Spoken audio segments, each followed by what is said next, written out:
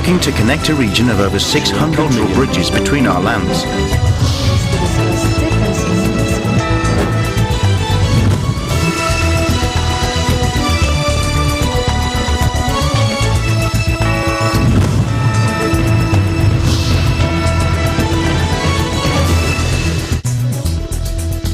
Hello and welcome to ASEAN in Focus. I'm Judith Limera delivering to you the latest news in and around the ASEAN region on today's headlines.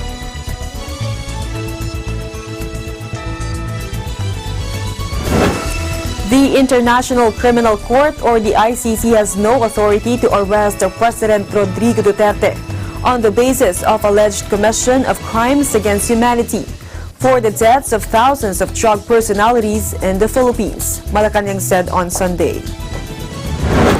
Youth leaders, academics, and change makers of ASEAN and Australia gathered at the Australian Embassy in Jakarta to attend the ASEAN-Australia Young Leaders Forum. And Timor-Leste has won its first medal in the 30th Southeast Asian Games.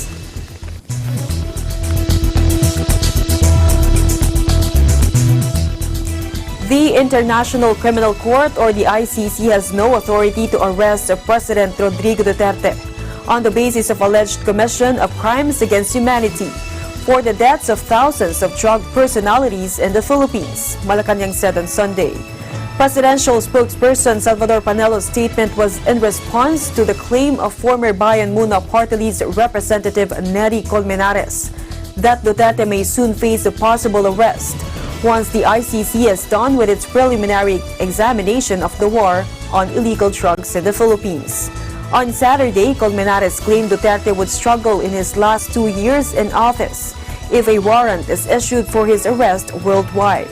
In a radio interview, Panelo shrugged off Colmenares' fervent wish for Duterte's arrest, noting that the ICC will never have jurisdiction over the Philippines. The ICC in its preliminary examination activities report for 2019 noted that it seeks the conclusion of its initial review of Duterte's drug war by 2020 to determine the possible necessity to conduct a full-blown investigation into the Philippines' campaign against narcotics trade. The Philippines was officially out of the ICC on March 17, 2019. Or a year after the Duterte administration officially issued a formal notification about its intent of leaving the international tribunal body.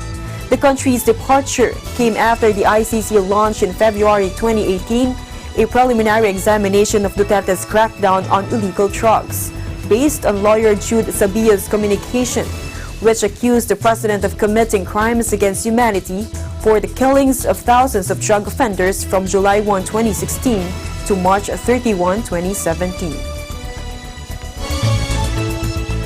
Meanwhile, Malacanang on Saturday welcomed the International Criminal Court's or ICC ruling, which says that it lacked jurisdiction over the two former Philippine officials' communication filed against Chinese President Xi Jinping and other Chinese officials for alleged crimes against humanity by pursuing Beijing's sweeping claims to the South China Sea. In a statement, presidential spokesperson Salvador Panelo said the ICC's decision complements Malacanang's earlier stance that the communication filed by former Foreign Affairs Secretary Albert Del Rosario and former Ombudsman Conchita Carpio Morales against China may not prosper since the filing could be considered futile. Del Rosario and Carpio, on behalf of Filipino fishermen persecuted and injured by China's massive island building and occupation of islands in the hotly contested South China Sea, filed a communication against Xi and other Chinese officials for purportedly perpetrating crimes against humanity, attributed to Beijing's allegedly aggressive militarization of the busy waterway. The two former Philippine government officials accused Xi and other Chinese officials of committing crimes against humanity for implementing Beijing's systematic plan to control the South China Sea. The communication was submitted to the ICC on March 15, or 2 days before the Philippines' official withdrawal from the Rome Statute on March 17. China is not a member state of the ICC, but the communication states that the ICC can exercise a jurisdiction over China for its atrocious actions in the South China Sea, particularly within Philippine territory. The ICC, in its report on preliminary examination activities 2019, said it has no territorial and personal jurisdiction to act on the case since the supposed crimes committed by China happened outside the Philippine territory. Del Rosario and Morales, however, claimed that the ICC did not dismiss their communication against Beijing. The two said the International Court's latest report only strengthened their resolve as it welcomes new facts and evidence to proceed with the case. Panelo lamented that the former Philippine officials still opted to pursue a wrong tact despite the ICC's ruling. In other news, thousands rallied in support of Aung San Suu Kyi in Myanmar Saturday, on the eve of her departure for the UN's top court to defend Myanmar against charges of genocide against Rohingya Muslims. The raucous rally in the capital, Naypyidaw, came as China's foreign minister arrived for a visit at Suu Kyi's invitation.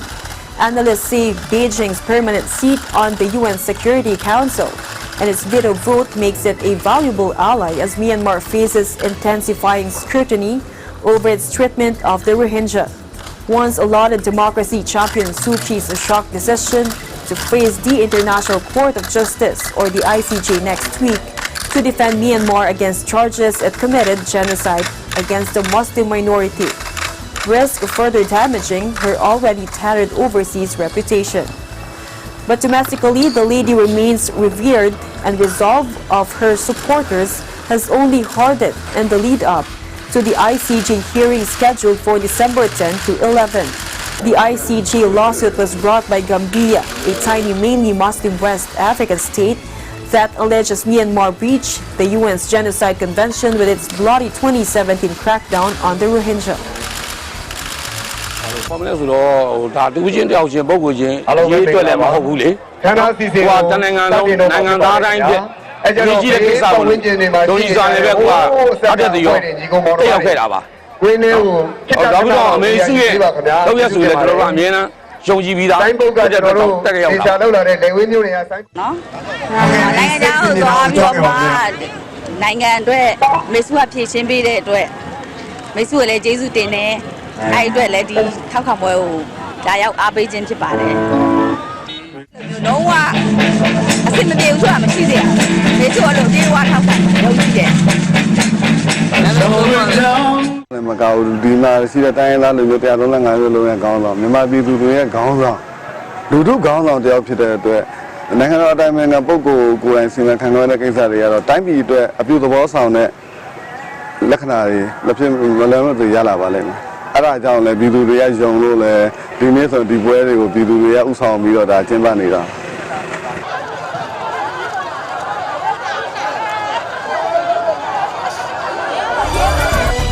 More news when ASEAN in Focus returns. Stay tuned.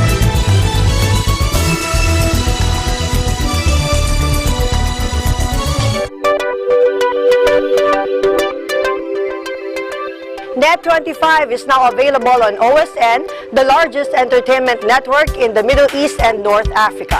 Watch your favorite Net25 shows on OSN channel 725, same day as the Philippines. Net25 shows live and on demand anytime, anywhere, On any mobile device on OSN Play.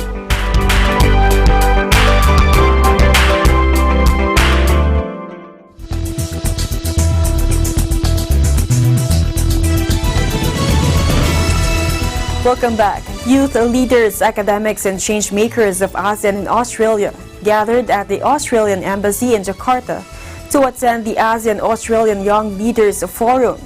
The forum was organized as part of the Australia Now ASEAN program, with the support of the Australian Mission to ASEAN and the ASEAN-Australia Strategic Youth Partnership.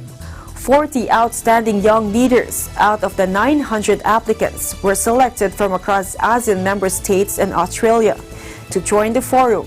The forum targeted to deepen the youth's knowledge and understanding on the ASEAN-Australia relations, develop intercultural understanding, and build networks. In his keynote address, ASEAN Secretary Jean Datulim Jokhoy highlighted the long-standing dialogue relations between the two regions, particularly Australia's steadfast support in education and people-to-people exchange, as well as participation in the negotiation for the regional comprehensive economic partnership. Secretary General Datulim Jokhoy said youth are more vibrant, more innovative, and even bolder than ever. The youth can actually participate in commercial activities to take advantage of the opportunities made available by the regional trade agreement. Jane Duke, the Australian ambassador to ASEAN, called the forum an opportunity to promote understanding and networks among the ASEAN and Australian youth as neighbors in the Indo-Pacific region. The 4-day youth-led program was structured around speaker panels, cultural activities, and skills development workshops, including a visit to the ASEAN Secretariat.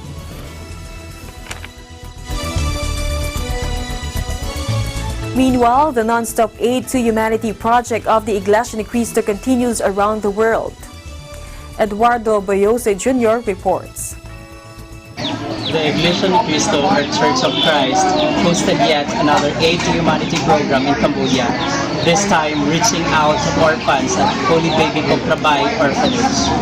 Church members and officers eagerly participated in this event to show unity and love to the Cambodian communities, which they have been part of for 2 decades.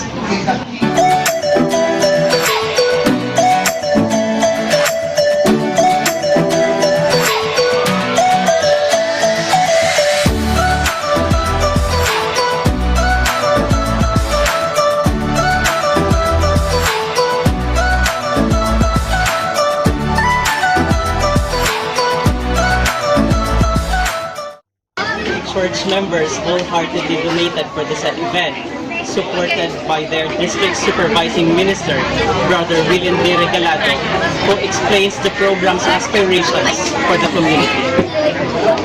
The Church of Christ, or Iglesia Ni Cristo, in the Ecclesiastical District of Thailand has just conducted a humanity project here in Cambodia, and the recipient of this Aid to Humanity project is the Holy Baby Kokrabay Orphanage.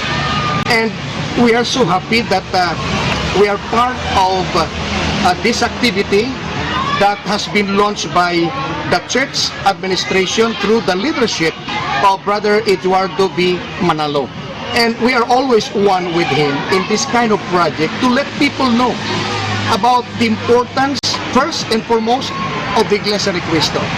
And we are also extending our help through material support to the people or to our fellow men. And we will not stop doing this as long as there are poor people in the land, as the Bible states, and whenever possibly can, we need to do good to those who are in need of it. And we want to thank the administration of the Iglesia Ni Cristo in guiding and helping us launching this kind of activity, and we are one always with him, from the ministers, officers, and the brethren. We will be always with the church administration. Led by ministers of the gospel, members and officers of the Church of Christ gathered at the Holy Baby Kokrabay Orphanage to extend help by giving school and food supplies to the children under their care.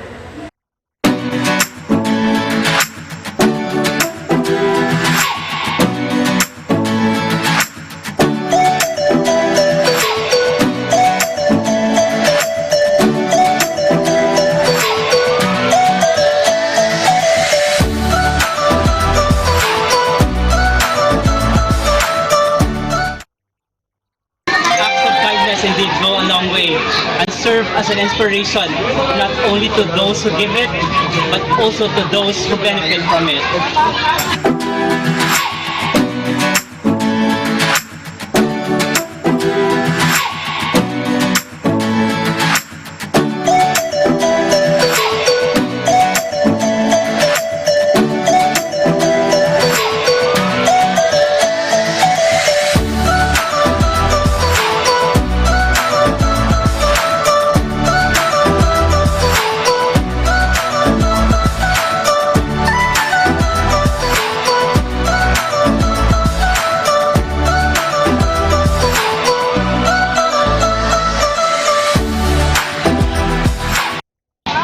Aid to Humanity program here in Phnom Penh, Cambodia. I am Eduardo Boyoso Jr. and I am 1 with 25. And spring rolls, silkworm taro croquettes, and a bugma, Cambodia's first insect tapas restaurant, is mixing cocktail culture with creepy crawler fare at the Busy Bugs Cafe in the tourist town of Siem Reap. Chef Asea Suwan stands over a sizzling wok in the kitchen, tossing in crickets, grasshoppers, tarantulas, and scorpions. Take a look. In the streets, it's just fries, salad, soups, spring rolls, burgers. It makes a big success. Even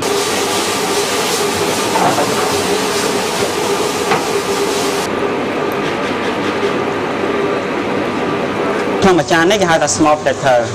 Trong small platter này យើងមានសាច់គ្រប់មុខគឺមានចង្រិតមានបន្ទៅមានពីមានផ្សារដំរីមានកដោបហើយនឹងមានអង្ក្រង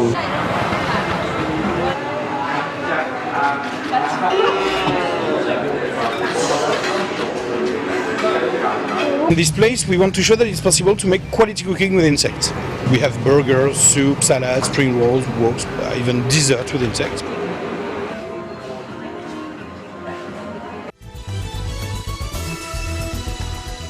Miss South Africa is the new Miss Universe. Zozibini Tunzi received the crown from Miss Universe 2018 Catriona Gray from the Philippines in ceremonies in Atlanta. Tunzi was declared the winner after this answer. I quote, "The most important thing we should be teaching young girls today is leadership. It's something that has been lacking in young girls and women for a very long time, not because we don't want to, but because of what society has labeled women to be. I think we are the most powerful beings on the world, and that we should be given every opportunity, and that's what we should be teaching these young girls, to take up space. There is nothing more important than to take up space in the society." Miss Puerto Rico Madison Anderson was first runner-up, followed by Miss Mexico Sofia Aragon was second runner-up.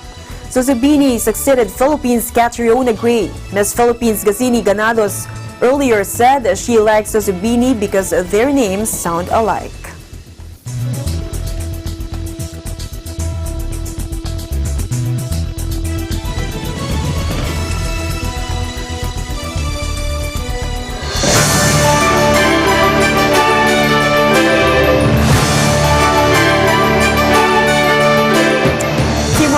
Has won its first medal in the 30th Southeast Asian Games. This was after Amorin Imbroglia Araujo dos Reis clinched the bronze in the women's 57-kilogram division of Taekwondo. Apart from her, boxers Jose Barreto Quintas da Silva and Federico Suarez Sarmiento are slated to win bronze medals after making it to the semifinals, but losing eventually to Thailand and Vietnam respectively. With the awards, Timor-Leste will have tallied 3 bronze medals so far. Meanwhile, Susan Larson and John D. Wallace bagged gold medals for the Philippines in water ski and wakeboarding at the Southeast Asian Games on Sunday. It was held at the Deca Wakeboard Park in Pampanga. Larson posted a 61 score to beat Thip Penpayap of Thailand. Take a look. Everyone is really good, and it was difficult. Yeah, I just want to say thank you to Samantha Bermudez for always pushing me, and my family, and Team Philippines for always being there for me, and my co-workers from Chapter 1 Studios. Kind of emotional when I landed the last run, and yeah, it's really emotional, and I want to thank you, the PSC, and homies right here, my friends, my family. I want to thank them all for making this event happen. I'm gonna keep training and focus on training for the next Worlds. My dream is to be the best here in the Philippines, and yeah, I want to keep pushing myself to paglaban ko yung Pilipinas. What can you say about Yeah, sa suporta nila, sobrang salamat, and thanks for coming and with love and support, and mahal na mahal ko kayo lahat.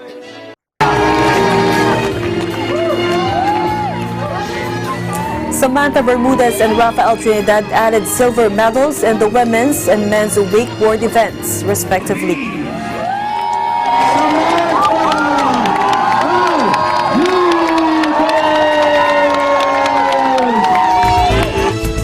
And that is the latest news in the Southeast Asian nations. Stay updated about the ASEAN region. I'm Judith Liamera, and I'm 1 with 25.